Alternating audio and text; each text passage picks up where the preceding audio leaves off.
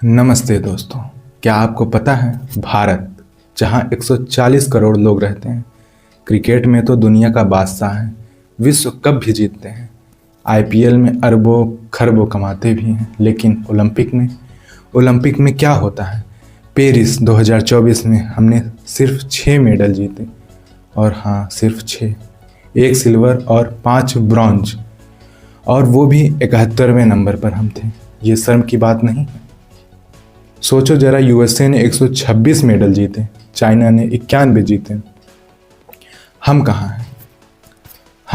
लेकिन रुको, आज मैं बताऊंगा कैसे हम क्रिकेट के बाद ओलंपिक में भी सुपर पावर बन सकते हैं। ये वीडियो आपको बहुत इंस्पायर करेगा और सोचने पर मजबूर कर देगा। दोस्तों, पहले बात करते हैं हकीकत की।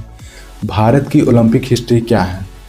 1920 से हम भाग ले रहे हैं, लेकिन टोटल मेडल हमने कितने जीते? सिर्फ 35-40। टोक्यो 2020 में रिकॉर्ड हमने 7 मेडल जीते थे, एक गोल्ड जो नीरज चोपड़ा ने जीता था। लेकिन पेरिस 2024 में हम वापस 6 मेडल पर आ गए। क्यों? क्योंकि क्रिकेट को छोड़कर बाकी स्पोर्ट में फोकस ही नहीं है। देखो, अगर मेडल टैली में बताऊं तो पेरिस में मनु भाकर ने 2 ब्रॉन्ज जीते, शूटिंग में 10 मीटर में और एयर पिस्टल और एक मिक्स्ड में। और स्वप्निल कौशले ने 50 मीटर राइफल में ब्रॉन्ज मेडल जीता। अमन सहरवात को ब्रॉन्ज मिला कुश्ती में, और नीरज को सिल्वर मिला जैवलिन में। हॉकी टीम भी एक ब्रॉन्ज जीती। और अब बस गिने चुने नाम हैं। और अब क्रिकेट की तुलना में अन्य स्पोर्ट्स की बात करें तो बीसीसीआई का बजट है 2024 में 20,000 करोड़ रुपये से भी ज़्यादा। आईपीएल अकेले 5,000-6,000 करोड़ कमाता है। Private sponsorships, brand, cost, titles सब टॉप क्लास के होते हैं।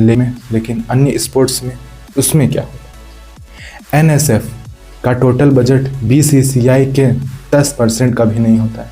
खेलो इंडिया को 1,000 करोड़ मिलते हैं, लेकिन वो काफ़ी नहीं है। और इसकी पॉपुलैरिटी भी कम है।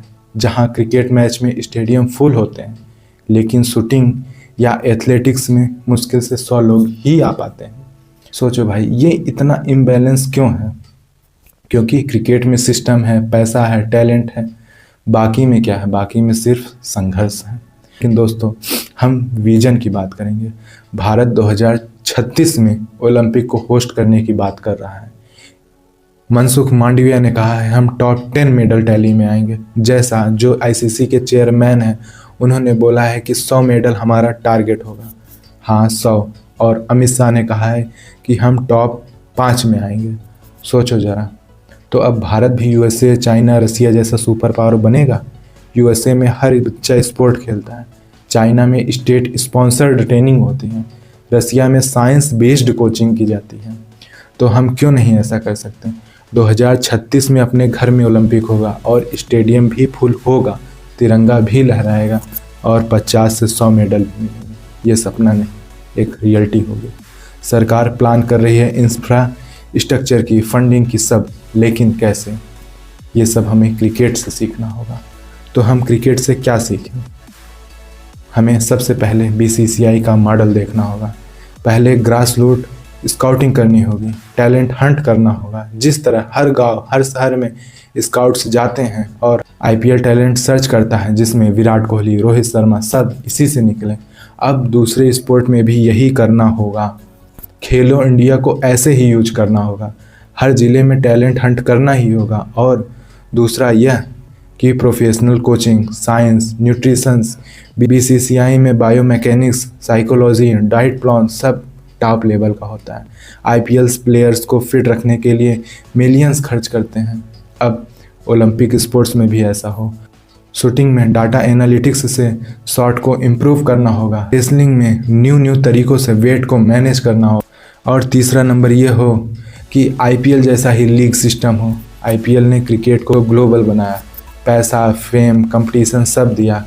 अब हॉकी में भी PHL, premium hockey league revive करो। बैडमिंटन में पीबीएल जैसा स्केल अप करो। टेबल टेनिस में, बॉक्सिंग में प्री लीग्स हो। खेलो इंडिया को 10 गुना तक बढ़ाओ। चौथा नंबर हमें क्या करना होगा? हमें प्राइवेट इन्वेस्टमेंट लानी होगी। स्पॉन्सरशिप कल्चर्स को बढ़ावा देना होगा। बीसीसीआई में रिलायंस, टाटा जैसे बड़े बड़े स्पॉन्सर होते हैं, जिससे आईपीएल टीम्स बिलियन में बिकती हैं। अब बारी है अन्य स्पोर्ट्स में। कॉरपोरेट्स को टैक्स बेनिफिट्स दो, स्पॉन्सरशिप को इनकरेज करो। अब मैं कुछ और स्ट्रेटजी बताने जा रहा हूँ और उनको भी एक्सप्लेन में करने का प्रयास करूँगा। स्कूल लेवल पर स्पोर्ट को कंपलसरी करो, मार्क्स में वेटेज मिले। दोस्तों, बच्चे स्कूल में तो पढ़ते हैं, लेकिन स्पोर्ट्स का क्या होता है? स्पोर्ट्स को ऑप्शनल बना दिया गया है। इसे बदलो, हर क्लास में 2-3 घंटे का स्पोर्ट्स मैंडेटरी हो, मार्क्स में 20% का वेटेज हो। उदाहरण के तौर पर यूएसए में स्कूल स्पोर्ट्स से ही मिचेल फिलिप्स निकले। भारत में तो हर स्कूल में कोच हो, ग्राउंड हो। सोचो, देश में 10 करोड़ बच्चे खेलेंगे तो कितने टैलेंट निकलेंगे। 20 से 25 प्रायोरिटी स्पोर्ट्स चुनो, सब पर फोकस नहीं करना होगा, चुनिंदा पर ही हमें फोकस करना होगा जिससे हमें मेडल मिलता है, जिसमें हमें मेडल मिल सके। जैसे shooting, wrestling, boxing, athletics, badminton, archery, hockey, table tennis, weight lifting, swimming, gymnastic, judo, taekwondo, cycling, volleyball, basketball, handball, kabaddi, इन्हीं सब में हमें मेडल मिलता है और इन्हीं को हमें प्रीफर करना होगा। चाइना ने स्विमिंग, डाइविंग पर फोकस किया और टॉप पर पहुंचे। हम शूटिंग और रेसलिंग में स्ट्रांग है, इसको हमें एकदम बूस्ट कर देना होगा। खेलो इंडिया को 10 गुना स्केल करना होगा। हर जिले में हाई परफॉर्मेंस सेंटर्स खोलने होंगे। खेलो इंडिया अच्छा है, लेकिन छोटे लेवल पे है। बजट को 10 गुना बढ़ाना होगा, 10,000 करोड़ तक पहुंचाना होगा। हर जिले में सेंटर वर्ल्ड क्लास फैसिलिटी वाले हों। उदाहरण के तौर पर ऑस्ट्रेलिया का AIS, Australian institute of sports, जहां से उन्हें 100+ मेडल आते हैं। भारतीय कोच अच्छे हैं, लेकिन फॉरेन एक्सपर्टीज़ को बुलाओ। डाटा एनालिटिक्स से परफॉर्मेंस ट्रैक करो, बायोमैकेनिक्स से टेक्निक इम्प्रूव करो, साइकोलॉजी से मेंटल स्ट्रेंथ को इम्प्रूव करो। उदाहरण के तौर पर नीरज चोपड़ा के कोच क्लाउस बार्टोनिटज ने कमाल किया, जो ये जर्मन थे। हर स्पोर्ट में 5 से 10 फॉरेन कोचेस को लाओ, AI टूल से ट्रेनिंग दो, तो ये गेम चेंजर जरूर साबित होगा। वुमेन एम्पावरमेंट, इसको हमें मजबूत करना होगा। 50% फोकस हमें महिलाओं पे करना ही होगा। मनु भाकर, PV सिंधु, लेकिन इनको सपोर्ट कम मिलता है। 50% फंडिंग वुमेन एथलेटिक्स पर, सेफ इन्वायरमेंट इन्हें देना होगा। मेंस्ट्रुअल हेल्थ केयर पर ध्यान देना होगा। मैरी कॉम ने बॉक्सिंग में रास्ता अपनाया, अब हर स्पोर्ट्स में वुमेन टीम बूस्ट करेगी तो मेडल अपने आप डबल हो जाएंगे। माँ बाप कहते हैं डॉक्टर, इंजीनियर बनो, स्पोर्ट ये रिस्की है। ये माइंडसेट को बदलना होगा। कैंपेन चलाओ कि टीवी एड्स चलाओ, स्कूल में सेमिनार करो। साइना नेहवाल के पेरेंट्स ने सपोर्ट किया, तभी वो स्टार बनी। स्पोर्ट को कैरियर मानो, स्कॉलरशिप दो, जॉब सिक्योरिटी दो। मेडल प्रेडिक्शन वाली AI हो, स्काउटिंग एप्स टेक्नोलॉजी यूज करो। AI से प्रेडिक्ट करो कि कौन से स्पोर्ट्स में मेडल चांसेस हैं हमें। स्काउटिंग एप्स से टैलेंट फाइंड करो। उदाहरण के तौर पर USA में एप्स से एथलेटिक्स टैग होते हैं, तो भारत में क्यों नहीं? मोबाइल ऐप जहां बच्चे वीडियो अपलोड करें, AI एनालिसिस मोबाइल ऐप हो जहां बच्चे वीडियो अपलोड करें, जिसे AI से एनालाइज किया जाए। रिलायंस, टाटा, अडानी स्पोर्ट्स एकेडमी खोलें। NGO जैसे गो स्पोर्ट्स से सपोर्ट मिले। उदाहरण के तौर पर GSW स्पोर्ट्स ने रीजनल बॉक्सर्स को ट्रेन किया है। सब मिलकर रिवॉल्यूशन लाओ। दोस्तों, जब नीरज चोपड़ा, हरियाणा के एक गांव का लड़का, जेवलिन थ्रो से गोल्ड मेडल जीता, टोक्यो में सिल्वर, पेरिस में मनु भाकर ने जेवलिन थ्रो से गोल्ड जीता टोक्यो में और सिल्वर पेरिस में जीता। मनु भाकर ने 19 साल की उम्र में 2 ब्रॉन्ज जीती। PV सिंधु 2 ओलंपिक मेडल जीती। बैडमिंटन क्वीन जिसे बोला गया।